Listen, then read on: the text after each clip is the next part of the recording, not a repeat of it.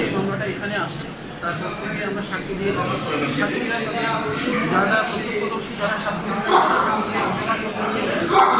বর্ণনা করেছে।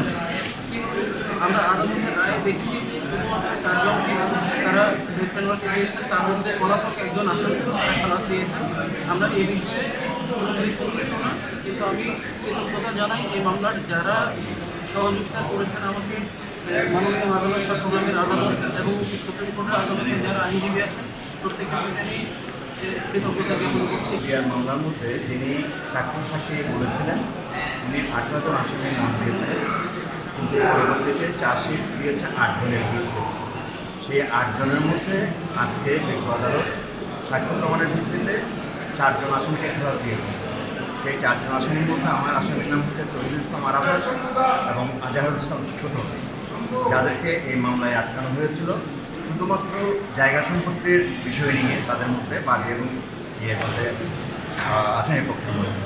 তো যাই হোক, আমরা এই রায়ে খুশি এবং সেখানে যে 4 জনকে সাজা দেওয়া হয়েছে, মৃত্যুদণ্ড দেওয়া হয়েছে। 2006 সালের একটা ঘটনা, একটা রুবেল নামে একজন ছেলেকে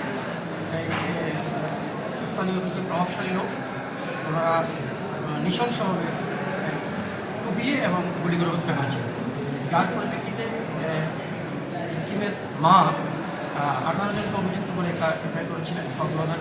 এটা কুতুবদিয়া থানায় একটা এফআইআর করেছিল।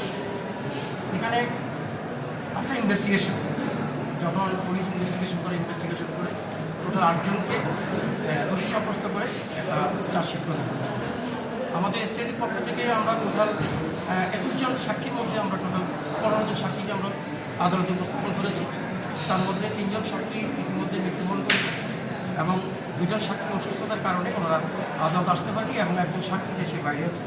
এই মামলাটা দীর্ঘদিন সাক্ষী এবং সাক্ষীদের যারা জবানবন্দির পরিপ্রেক্ষিতে আমরা যে সাক্ষীগুলো কোর্টে আমরা উপস্থাপন করেছি প্রসিকিউশনের পক্ষ থেকে, সেই সাক্ষীদের যারা জবানবন্দি, ডাক্তার এবং আয়ুসহ যারা যে সাক্ষীরা সাক্ষী জবানবন্দি এখানে আমরা উপস্থাপন করেছি, তারই পরিপ্রেক্ষিতে আদালত আজকে একটা রায় ঘোষণা করেছে।